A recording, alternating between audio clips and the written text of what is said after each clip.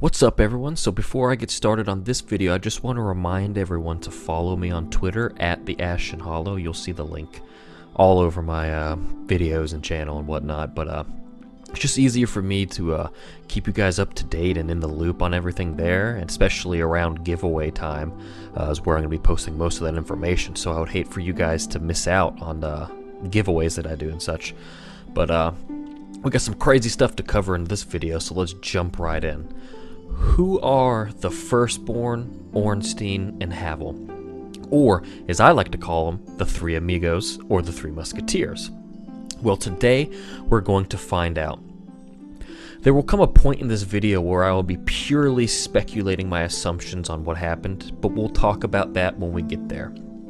Okay, so first things first. It is widely considered common knowledge now that the Nameless King is indeed Lord Gwyn's firstborn child, but in case you didn't know that, let my sweetheart ass catch you up real quick. So in Dark Souls 1, at the base of a statue of Gwyn in the Dark Moon Tomb, we find the Ring of the Sun's Firstborn, which says, Lord Gwyn's firstborn, who inherited the sunlight, once wore this ancient ring. Lord Gwyn's firstborn was a god of war, but his foolishness led to a loss of the annals and a rescinding of his deific status. Today, even his name is not known. So we learned some very key points of information here. 1. The firstborn is a god of war. 2. He was the heir of sunlight. 3. A foolish decision resulted in the loss of his deific status. So I guess it's safe to say that the firstborn is no longer a god of war. Alright, cool. So now, let's read the soul of the Nameless King. It says, the Nameless King was once a dragon-slaying god of war, before he sacrificed everything to ally himself with the ancient dragons. If the royal family of old was known for one thing back in the day, it was slaying dragons. And there's no other contender for former dragon-slaying god of war than the firstborn of Lord Gwyn. Plus, we also learned he sacrificed everything to ally with the ancient dragons, which is presumably what is considered to be the foolish thing he is infamous for, although I doubt it was foolish to him. If you aren't convinced yet, don't worry, there's more proof.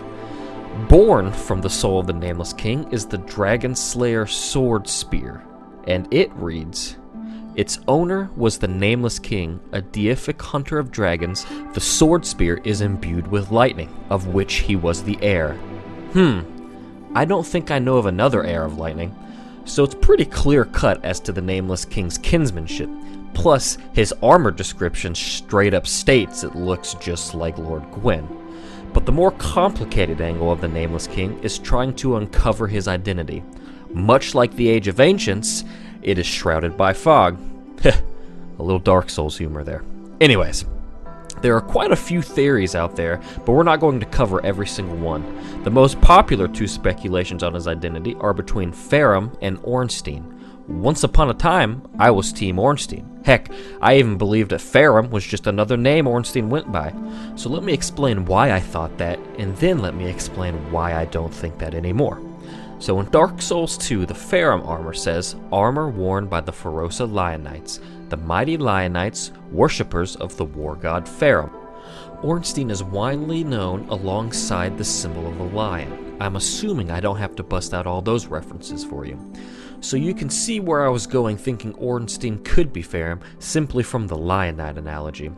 Lion Knights worshipping a war god and or god of war is certainly very Ornstein-esque.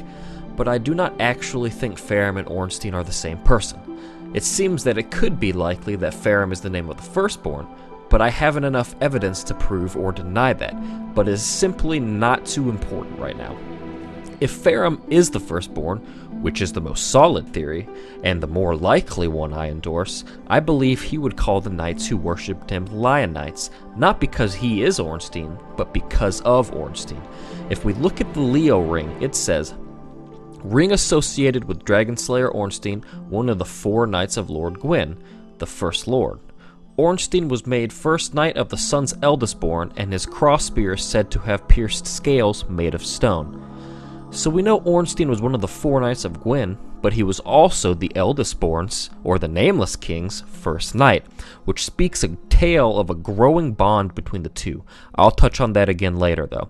So if Farum is the Firstborn, he simply could have called those knights Lion Knights as some sort of shout out to Ornstein, or, for all we know, he's the one who gave the lion symbol to Ornstein in the first place, but this is just speculation on my part. Alright, so looking at the miracle Sacred Oath, which is probably the most important description I'll read to you in this video, it says, "This is the tale of the son's firstborn, his faithful first knight, and the brave dragon slayer who served them both." So we know the faithful first knight is Ornstein from the Leo ring, and I like that it specifically labeled him as faithful. And the brave dragon slayer who served them both. My guess to this dragon slayer's identity would be Havel. Let me explain why I think that. So the only one of those 3 musketeers it mentions as faithful is Ornstein, which means Havel could have a change of heart at any point in time. So this is what I think happened. Now, I don't have proof of this obviously, but I will point out the clues that led me to this assumption. So in Archdragon Peak, where the Firstborn is currently residing, we find a Havel Knight. Now, I do not believe this to be Havel himself, but we do know he has a small and loyal following of his own. I don't want to completely rule it out being Havel, with the whole time is convoluted theme in Dark Souls, but it's just not likely that it is him. This particular knight, though, I believe was once close to the real Havel, perhaps his right-hand man. I believe this because after killing him, we get the Dragon Tooth, which says, "Left by Havel himself, along with the boulder-like great shield." We get the shield from him as well, and according to this description, these 2 tools were left from Havel himself, so I think the Havel Knight is still carrying out Havel's mission, which was to kill the Firstborn. Whoa, what? Yeah, okay, let me explain that.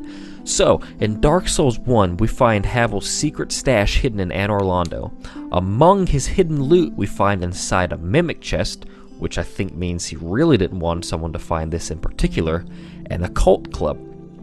It doesn't seem like too big a deal, but let's read the description of the Dark Ember, which is used to make occult weapons.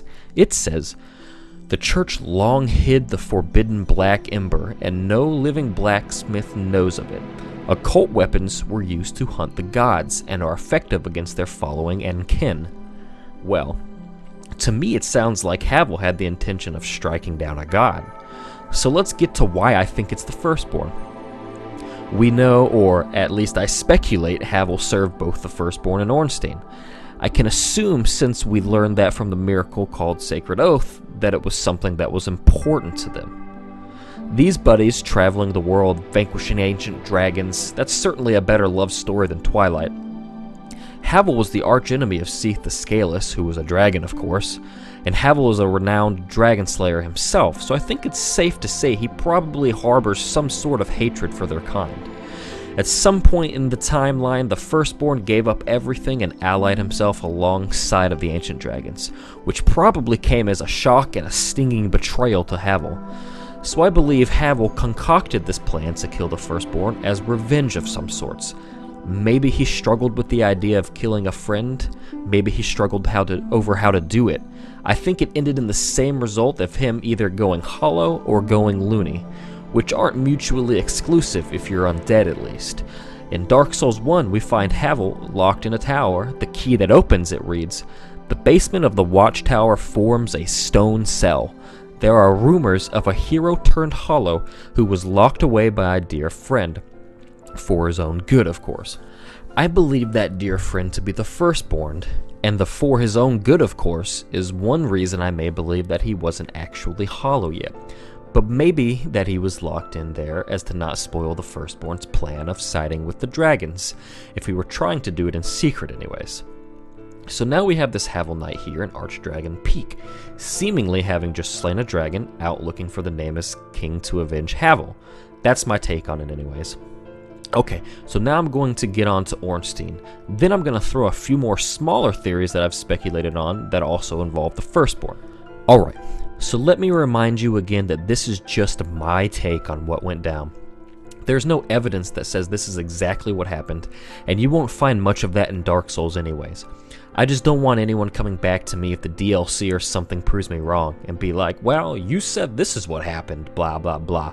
We're speculating here, guys. We're having fun, so let's go. So we know Ornstein left Anor Londo. If we read the Dragonslayer helm, it says, Golden Lion Helm associated with Dragonslayer Ornstein from the Age of Gods and imbued with the strength of lightning. In the Dragonless Age, this knight, who long guarded the ruined cathedral, left the land in search of the Nameless King. So he set out looking for the Firstborn. It isn't clear on when in the timeline this happened, but I think it's safe to assume it happened before the events of Dark Souls 1, and it's likely the Ornstein we fight alongside of Smo is just a fraction of his soul that was given to him by Gwyn, or maybe just another illusion from Gwendolyn. My assumption is that he set out to find his old friend, since he was the faithful first knight after all.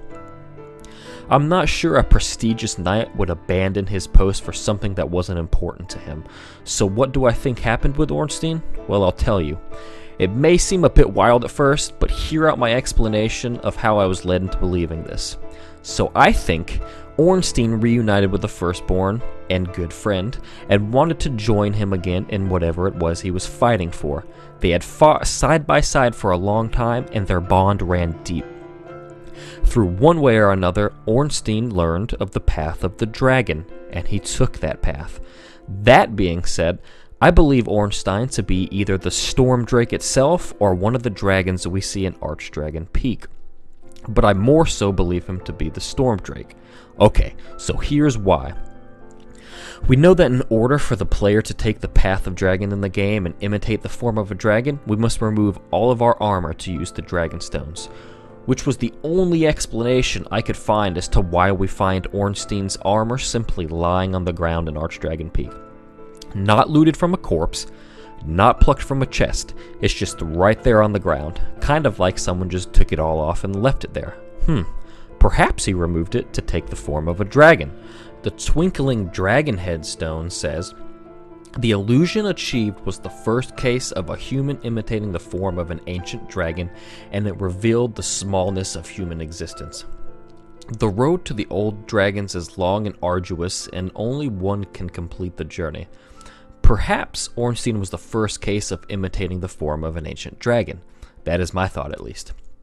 We also find his weapon in the same manner that we find his armor, towards the beginning of Archdragon Peak. It doesn't seem random that we just find them shrugged away like that. While I know that the armor we find isn't Ornstein's exactly, we know that his actual armor is being manipulated by the Pilgrim Butterfly, because the soul of the Dragonslayer armor reads, the Dragonslayer armor controlled by the Pilgrim Butterfly lost its master long ago, but it still remembers their sporting hunts.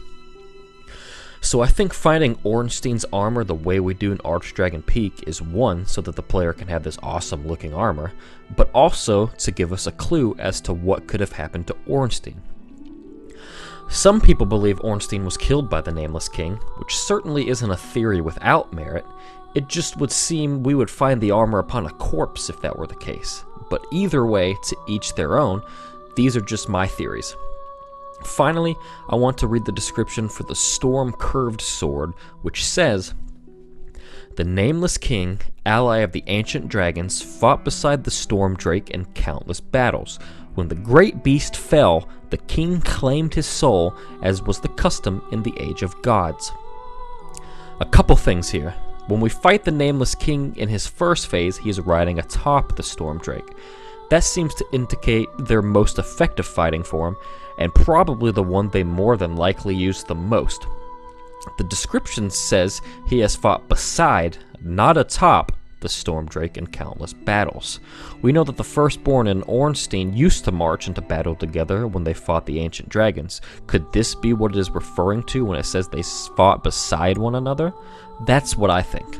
Also, it says when the beast fell, the king claimed his soul, as was the custom in the Age of Gods, which we can see the king do to the Storm Drake after he takes a moment to mourn his passing. We've seen this before between other beings from the Age of Gods, the Ornstein and Smo fight from Dark Souls 1. And what is peculiar is that when a soul is absorbed in this fashion, the being doing the absorbing takes on qualities of the fallen. When Ornstein claimed Smo's soul, we see him grow very large, just as Smo was. And when Smo absorbs Ornstein, he is granted the lightning that Ornstein is imbued with. And when we watch the Nameless King absorb the fallen Stormdrake, we see an explosion of even more lightning, which makes me think he was granted the lightning that Ornstein and/or the Stormdrake was imbued with. Now that may be a coincidence, but it's just something curious to ponder on. That is essentially my theory and the clues that pointed me to it. I don't guess we will know too much more about this story arc unless one of the DLCs mentions more, but in Dark Souls it is encouraged to think outside the box and look more closely at things that seem less likely. So let me just reiterate that this was just my opinion and not a fact of the game. So before I wrap this video up, I want to present you guys with a few minor theories I've been thinking about that have to do with the Firstborn. There isn't a whole lot of merit to them, just interesting little pieces of information I've gathered. So I want to look at the Serpent Rings from both Dark Souls 1 and Dark Souls 3. Not 2, because its description doesn't really have anything to do with what I'm pointing out. For the most part, the silver and the gold covetous serpent rings say the same things, aside from the description of what each particular ring does. So we're just going to read from the silver ring, because Lugia is better than Ho-Ho. Get it? Okay, so in Dark Souls 1, it says, the serpent is an imperfect dragon, and in 3, a silver ring depicting a snake that could have been, but never was, a dragon. So pretty clearly all the serpent men found in the world of Dark Souls are imperfect dragons, who could have been, but never were dragons. We find them in 2 places in particular, which are Sin's Fortress and Archdragon Peak. This leads me to believe that they are somehow connected to the Firstborn, whether they follow him or worship him or whatever. It is just curious that we only find them in these 2 places. Perhaps after the gods began to flee Anor Londo, the Firstborn assigned some of these serpents to Sin's Fortress to help fortify it. What I also find curious is that there is a certain NPC who only pops up in these 2 locations as well, and that is Ricard, the Undead Prince. Perhaps Ricard could be the son of the Firstborn. It seems likely at this point that he's in some way connected to him, right? If we read his rapier, it says, a rapier with intricate decorations, chosen weapon of the infamous undead Prince Ricard. Ricard's exploits are told in monomyth. He was born into royalty, but wandered the lands in a fateful, ill-conceived journey. So he was born into royalty. I mean, obviously he's called himself Prince anyways. It also says he is infamous. To be infamous is to be famous for a bad reason, essentially. What could that reason be? That is the son of the Firstborn, a traitor to his people? Could be. Of course, this is all just speculation from my pure coincidental curiosity. But it seems that these things are intertwined for a purpose. Alright, so if you watch some of my other videos, you would know that I believe that Velka was Gwyn's wife, which would have made her Queen of Lordran. I found an interesting description that I think helps further that theory. In Dark Souls 1, if we choose to kill Gwendolyn, we can find a chest in the Dark Moon tomb containing the Sunlight Blade miracle. Its description reads, miracle wielded by Lord Gwyn's Firstborn. When the eldest was stripped of his deific status, he left this on his father's coffin, perhaps as a final farewell. So we know now that the Firstborn allied with the dragons and was expunged from the annals of history after his father sacrificed himself to link the first flame. So that got me to thinking, who could be capable of stripping the heir of sunlight of his deific status? Who holds a title and power capable of doing such a thing? To me, that sounds like the perfect job for Velka, the goddess of sin. For that is exactly what the Firstborn did, at least in the eyes of the people. Sin. He committed a great sin, allying himself with their enemy. Who else could bear the torch of stripping him of everything after committing such a sin? So that's still my theory, and I'm sticking to it. Well, I hope you guys enjoyed this video. I know not everyone makes it to the end of these things. I can get pretty wacky, but I do my best at explaining why it is I've come to these conclusions. Let me know what you think about the Firstborn and all his shenanigans in the comments. And again, guys, don't forget to follow me on Twitter at the Ashen Hollow. That is where I'm going to be putting up a lot of information, in particular the information when it's time for giveaways. So you don't want to miss that, because I know we can all make it to my goal. You guys have already been so awesome and supportive, you're capable of anything. Well, thanks for watching, everyone, and of course don't forget to like and subscribe if you enjoyed, and I'll see you next time on the Ashen Hollow.